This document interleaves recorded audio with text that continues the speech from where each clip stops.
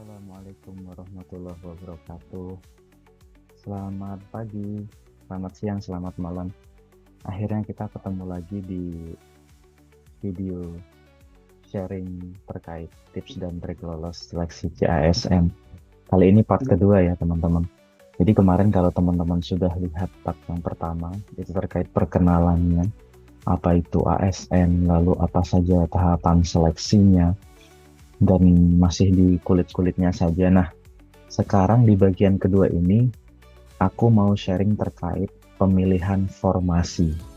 Pemilihan formasi ini sangat penting karena nanti teman-teman ke depannya akan bekerja di suatu instansi atau di kementerian atau di satuan kerja yang bakalan lama gitu.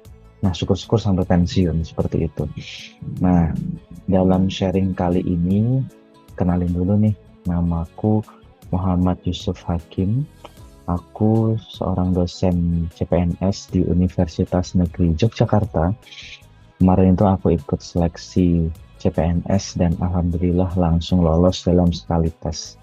Jadi selama seumur hidup itu aku baru nyoba seleksi CPNS sekali dan alhamdulillah langsung lolos. Oke, sekarang kita lanjut ke video yang akan aku bawakan ya. Nah, pada sharing kali ini akan ada beberapa materi yang akan dibawakan, aku sampaikan. Pertama terkait formasi atau kementerian, lalu kemudian akan dilanjutkan dengan benefit. Yang ketiga itu akan ada tes dan seleksi terkait formasi atau kementerian yang ada.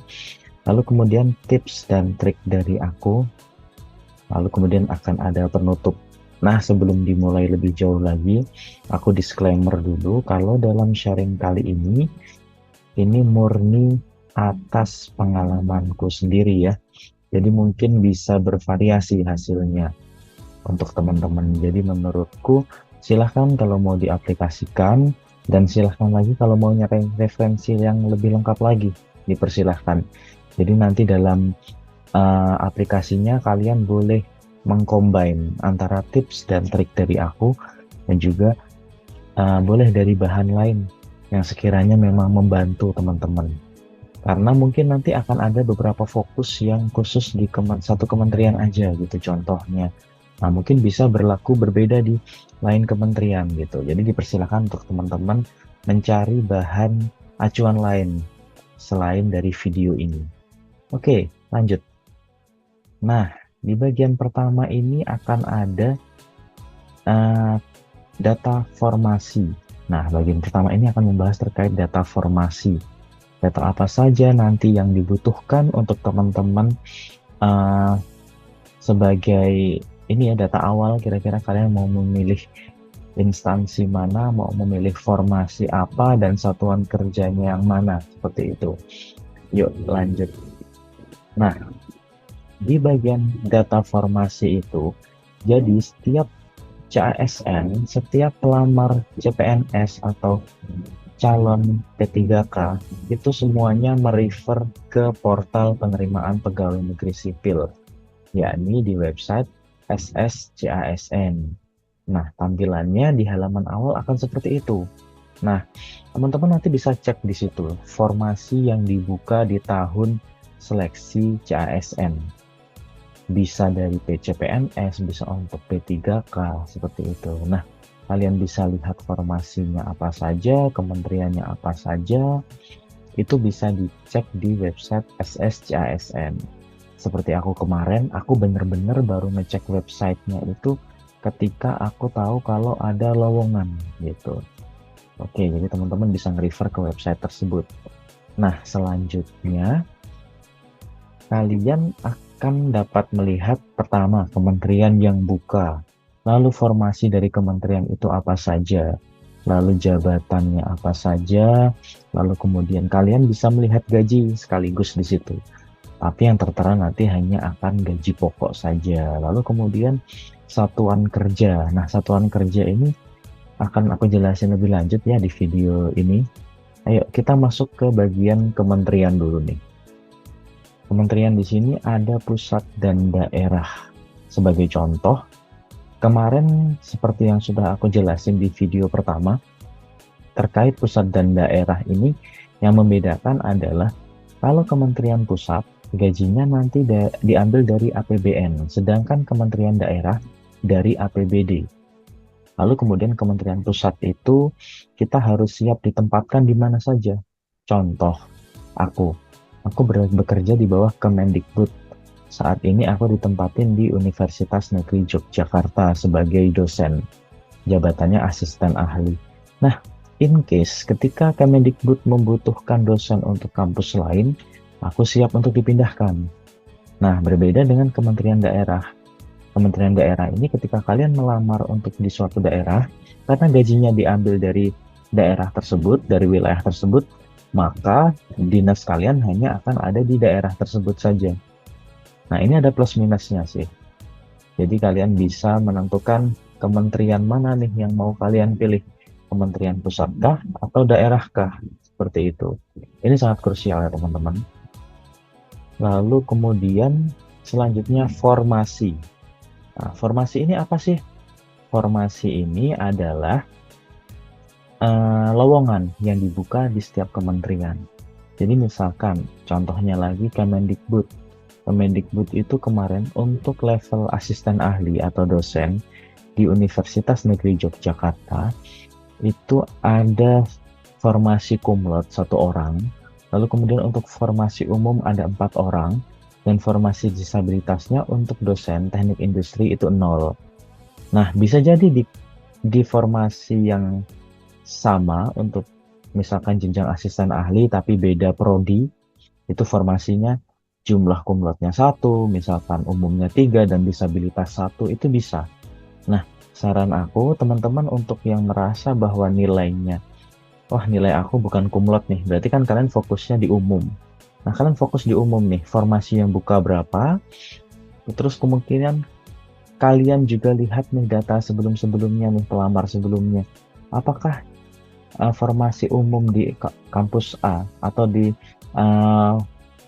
instansi A itu dulu pelamarnya seberapa banyak sih, karena nanti akan berpengaruh nih pada saat kalian tes kemudian perankingan. Nah, ini akan sangat berpengaruh. Biasanya kebanyakan kalau untuk formasi umum itu paling banyak dibandingkan formasi kumlot maupun disabilitas. Jadi teman-teman dapat mempertimbangkan nih ya.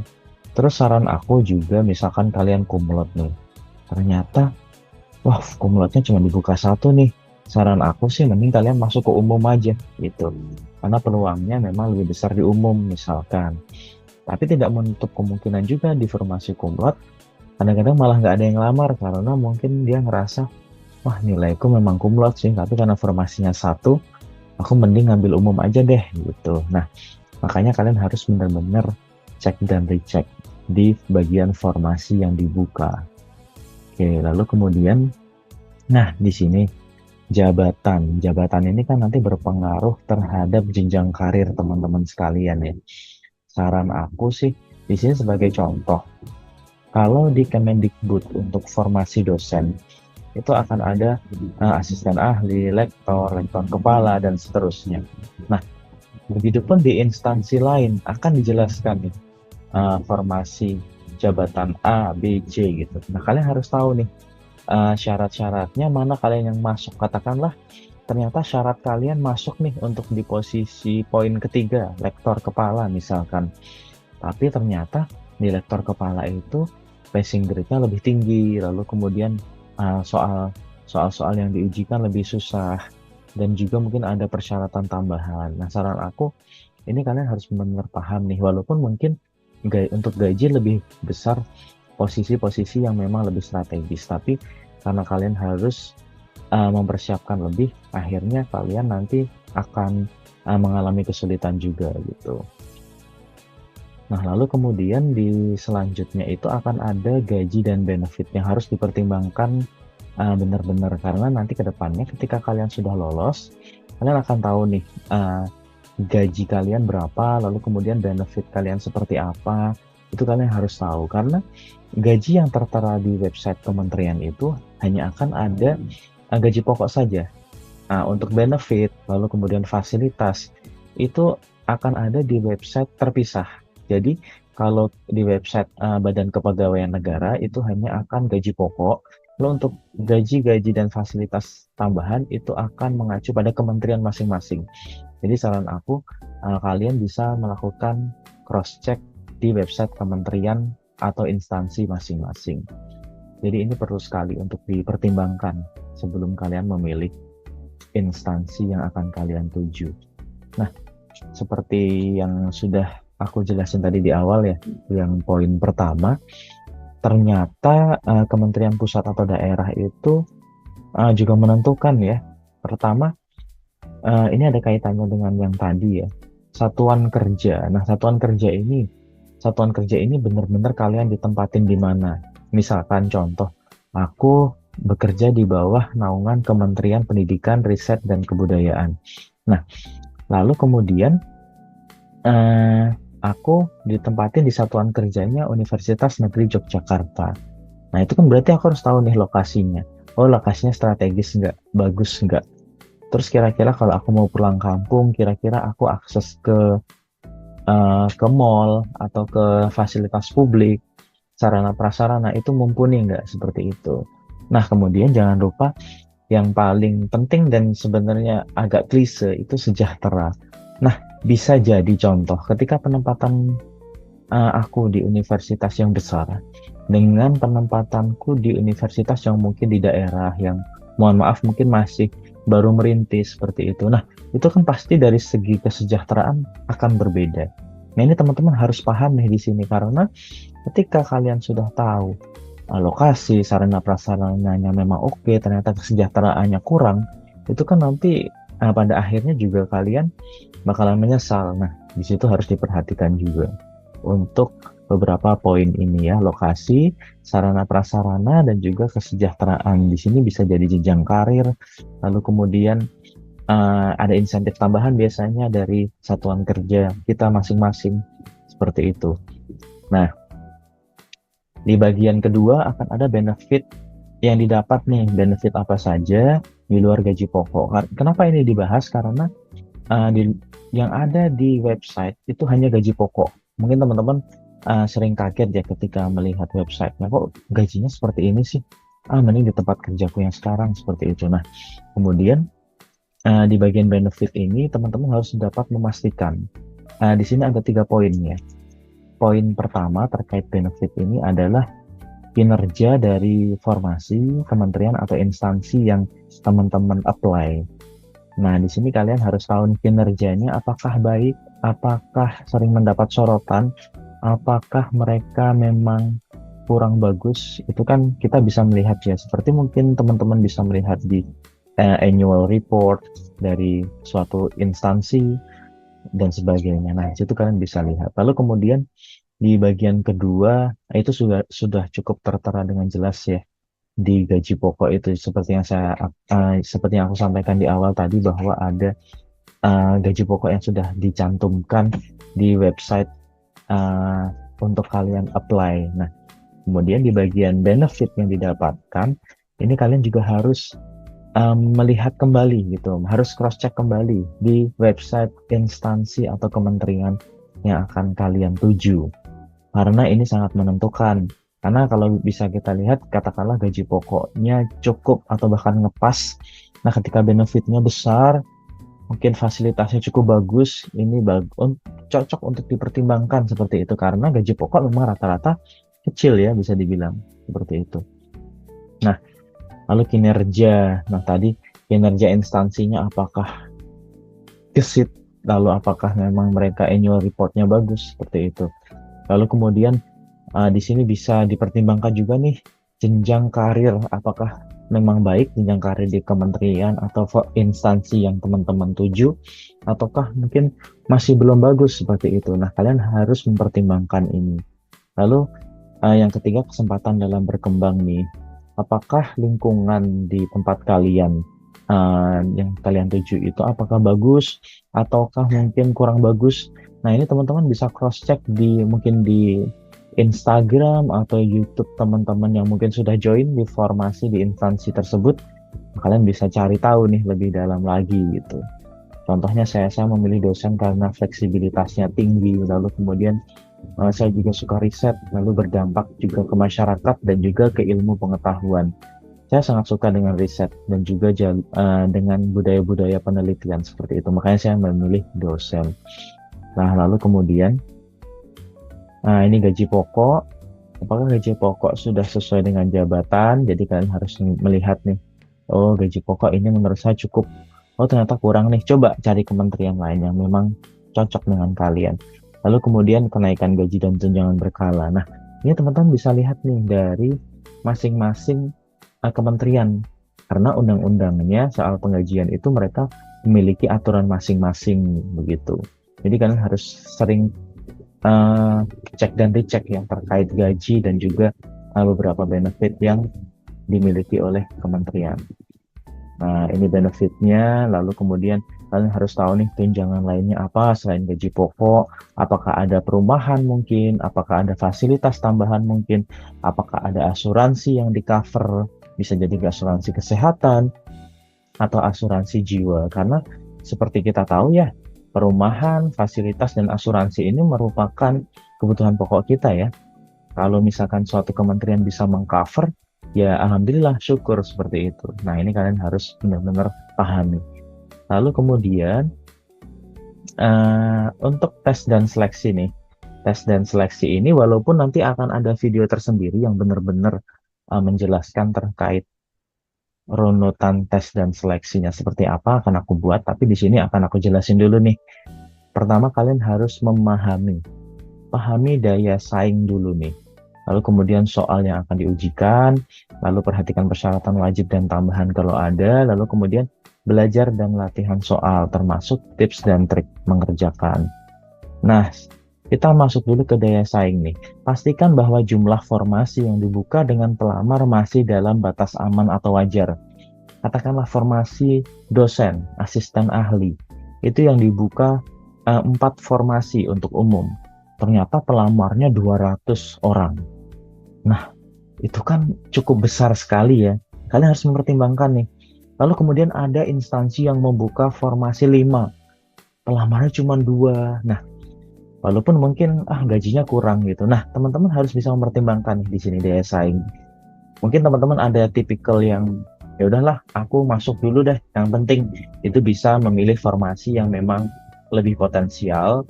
Lalu kemudian teman-teman misalkan yakin, oh aku yakin nih kalau aku bisa bersaing kok dengan teman-teman yang lain gitu. Aku milihnya yang formasinya ini aja deh, walaupun saingannya banyak, aku yakin itu nggak apa-apa, silahkan. Jadi ini bergantung ke kemampuan teman-teman ya. Jangan sampai nanti kalian kecewa ketika gagal di seleksi awal atau bahkan gagal di pemberkasan. Ya, seperti itu. Lalu kemudian kita lanjut ke bagian kedua soal tes.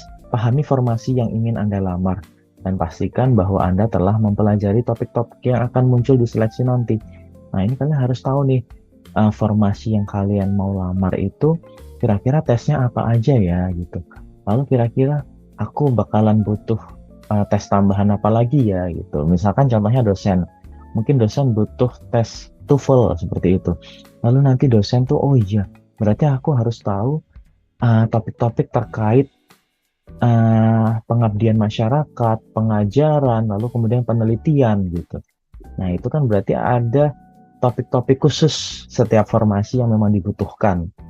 Nah, begitu karena nanti akan berkaitan dengan soal tes yang akan diujikan. Seperti itu, teman-teman ya.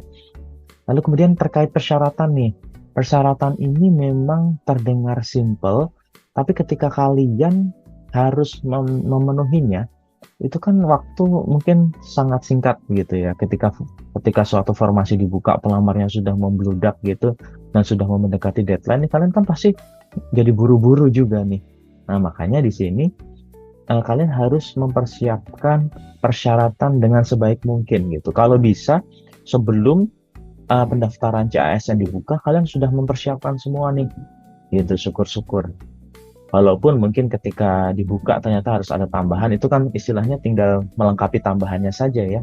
Berbeda dengan teman-teman ketika teman-teman belum siap persyaratan yang diisyaratkan oleh formasi atau instansi tersebut. Seperti itu, jadi harus diperhatikan. Nah, lalu kemudian latihan soal nih, perbanyak melakukan latihan soal dan trik mengerjakan soal. Kalian coba lihat soal-soal untuk instansi dan formasi di tahun-tahun sebelumnya. Nah, seperti yang udah aku jelasin di video part 1, itu kan akan ada SKB dan juga SKB baik CAT maupun non-CAT. Nah, kalian harus paham nih soalnya seperti apa, lalu kemudian triknya seperti apa gitu. Katakanlah kalian pinter nih ngerjain SKD maupun SKB CAT dengan nilai nilai bagus gitu. Tapi ternyata trik kalian tuh kurang oke gitu. Nah, bisa jadi nanti hasilnya nggak maksimal gitu. Jadi tolong pahami soal-soal, sering latihan, dan juga perhatikan trik-trik mengerjakan soal seperti itu. Nah, lalu di bagian keempat ini tips pribadi dari aku ya. Jadi ini saran dari aku sendiri yang sudah menjalani tes CASN 2023. Nah, pertama itu yang paling penting itu kalian harus memperhatikan jenjang karir dulu nih. Kalau aku daftarnya sih milihnya CPNS ya, walaupun mungkin ada P3K jalur umum, terus ada P3K jalur yang sudah berpengalaman, itu otomatis nggak bisa ikut ya. Nah, tapi aku kemarin milihnya yang CPNS karena mungkin jenjang karirnya lebih bagus. Lalu kemudian saran aku untuk memilih Kementerian Pusat. Karena apa? Untuk penggajian, baik benefit dan juga gaji, itu akan melalui dari pusat, di mana akan dianggarkan sesuai dari APBN. Sedangkan kalau Kementerian Daerah akan bersumber pada APBD. APBD ini berbeda ya dengan APBN, karena kalau APBN itu kan bersifat skala nasional. Ketika APBD ini hanya bersifat skala regional saja. Jadi ketika suatu daerah, misalkan katakanlah formasi Kementerian Pendidikan di Kota Tangerang dengan formasi Kementerian Pendidikan di Kabupaten Tangerang, ketika APBD kota dan kabupaten ini jomplang, otomatis yang didapat kita juga pasti beda. Nah, saran aku sih Kementerian Pusat seperti itu. Jadi kalau bisa sih ngambilnya Kementerian Pusat ya. Lalu kemudian untuk pilih formasi besar seperti yang sudah aku jelasin di awal, walaupun mungkin kalian nilainya kumlot, kalian itu udah oke, tapi ternyata formasi untuk kumlot itu hanya satu, mending ambil formasi umum, lebih aman. Walaupun mungkin ada passing grade, tapi aku yakin kalian pasti bisa gitu. Nah, kemudian satuan kerja nih, satuan kerja yang sudah memiliki nama besar gitu. Seperti aku contohnya, aku ikutnya di Kementerian Pusat. Lalu kemudian aku memilih satuan kerjanya yang universitasnya memang sudah berbadan hukum gitu. Akan berbeda ketika kalian memilih formasi universitas atau mungkin politeknik yang masih satuan kerja atau badan layanan umum seperti itu. Nah, ini sangat krusial ya teman-teman, pengalamanku pribadi. Nah, sekarang kita di bagian penutup ya. Di sini akan ada rangkuman dari materi yang aku bawakan pada hari ini. Nah, ini baik untuk CPNS dan P3K. Untuk saran aku sih, walaupun mungkin sekarang belum dibuka formasinya, saran aku sih teman-teman mulai cek di website Badan Kepegawaian Negara untuk formasi di tahun sebelumnya. Ini buat jaga-jaga aja. Jadi kalian tahu, lalu kemudian kalian bisa membuat matriksnya nih. Kalian memilih formasi di mana, instansinya apa, lalu kemudian satuan kerjanya seperti apa, lalu kemudian formasi yang dibuka sebanyak apa, dan kalian harus melakukan perankingan dulu nih, kira-kira mana sih pilihan pertama, kedua, ketiga gitu. Seperti aku kemarin buat matriks, semua lulusan untuk S2 Teknik Industri, aku bikin matriks itu sekitar ada 25 satuan kerja yang membuka lowongan untuk S2 dosen teknik industri. Lalu kemudian setelah aku matriks itu, ternyata Universitas Negeri Yogyakarta itu menempati urutan pertama formasi untuk dosen asisten ahli teknik industri. Nah, makanya aku akhirnya milih di Universitas Negeri Yogyakarta, walaupun di situ ada Udayana dan juga ada IPB. Tapi karena formasi yang dibuka tidak sebesar di UNY, akhirnya aku memilihnya di satuan kerja di UNY seperti itu. Lalu kemudian mulai belajar SKD.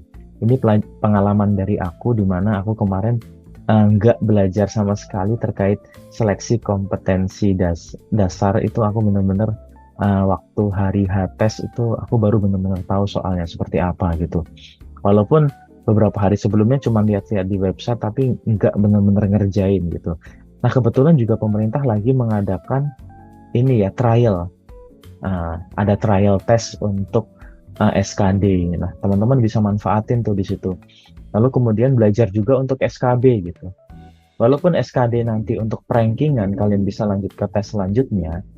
Nah setelah kalian lolos kan pasti ke SKB tuh, baik SKB CAT maupun non CAT. Nah, di sini berarti kalian harus mempersiapkan amunisi lebih lanjut. Oke, lalu kemudian apabila ada pertanyaan atau mungkin ada komen dan juga semacam review dari teman-teman yang kebetulan juga sudah lolos di CASN sebelumnya, boleh ya ditulis di kolom komentar. Atau mungkin ada masukan nih kira-kira teman-teman butuh uh, video yang berkaitan tentang CSN ini terkait apa lagi nih kira-kira seperti itu boleh sekali dituliskan di kolom komentar. Lalu kemudian aku rasa cukup. Nah di video-video selanjutnya di mana akan ada video part ketiga, keempat, dan kelima itu akan berlanjut ya. Jadi nanti setelah aku buat video part kedua ini akan ada ketiga, keempat, dan kelima, mungkin akan beranak pinak lagi.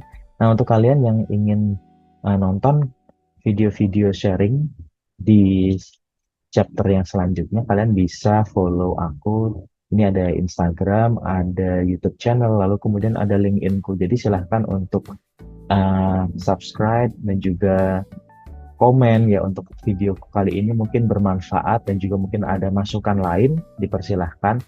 Lalu silahkan terkoneksi dengan LinkedIn ya, kali aja nanti kita bisa bekerja sama di kemudian hari. Nah untuk video kali ini cukup sekian teman-teman, terima kasih atas perhatiannya. Semoga kita bertemu di video selanjutnya dalam kondisi sehat dan selalu bahagia. Terima kasih. Assalamualaikum warahmatullahi wabarakatuh.